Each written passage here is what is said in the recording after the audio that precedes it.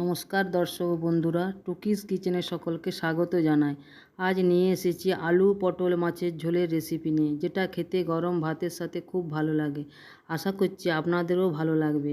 আমার চ্যানেল যদি এখনও সাবস্ক্রাইব করা নেই তবে সাবস্ক্রাইব করার অনুরোধ রইল। চলুন উপকরণগুলো দেখে নিই। মাছগুলো নুন হলুদ দিয়ে মেখে নিয়েছি, আলুগুলো সেদ্ধ করে তেল ভেজে নিয়েছি, পটলগুলো কেটে ভেজে নিয়েছি, একটা ছোট পেঁয়াজ কেটে নিয়েছি, দুটো কাঁচা লঙ্কা নিয়েছি, মিডিয়াম সাইজের পেঁয়াজ, 1 ইঞ্চি আদা, একটা টমেটো আর দুটো লাল কাঁচা লঙ্কা বেটে নিয়েছি। পটল আলু ভাজার তেলটা যেটা করা হয়েছে একটু মজার তেল অ্যাড করে মাছগুলো, তেলটা গরম হয়ে এলো, মাছগুলো একে একে ভেজে নিই।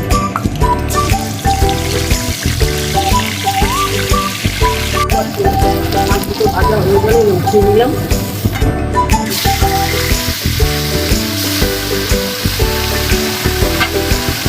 দেখুন বন্ধুরা, মাছগুলো সব ভেজে নিলাম। মাছের ভাজা তেলের মধ্যে কালো জিরে, 8 চামচ কালো জিরে আর কাঁচা লঙ্কা ফোড়নে দিলাম। পেঁয়াজ আদা টমেটো কাঁচা লঙ্কা যে পেস্টটা ছিল সেটা,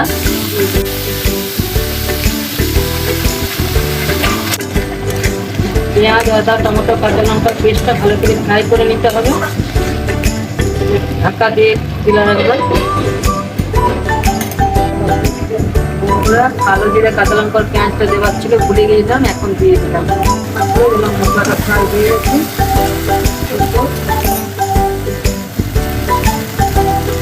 দিলাম 1 চামচ হলুদ গুঁড়ো, দিলাম 1 চামচ চিলি পাউডার, দিলাম ছোট চামচের 1 চামচ। নেড়ে নিলাম। এরপরে যে মশলা বাটি দেওয়া জলটা সেটা সামান্য দিয়ে দিলাম, যাতে মশলাটা পুড়ে না যায়।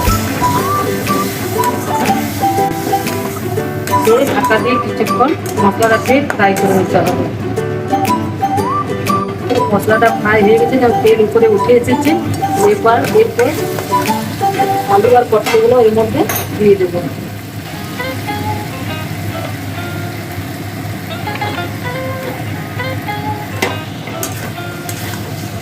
আলু পটলগুলো 2-4 বার নেড়ে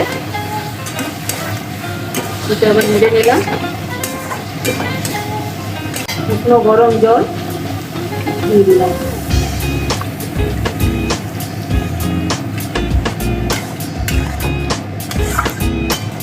উষ্ণ গরম জল দিলে ঝোলের রংটা একটু ভালো হয়। পরিমাণ মতো নুন দিয়ে দিলাম।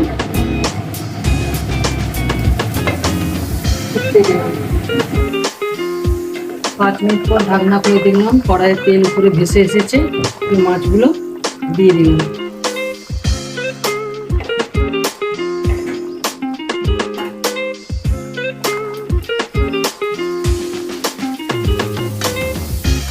মাছগুলো দেওয়ার পর 2 মিনিট ফের ফুটতে দেবো ঢাকা দিয়ে। 2 মিনিট পর ঢাকনা তুলে দেখলাম মাছটা একটা হয়ে গেছে, গ্যাস বন্ধ করে দিলাম।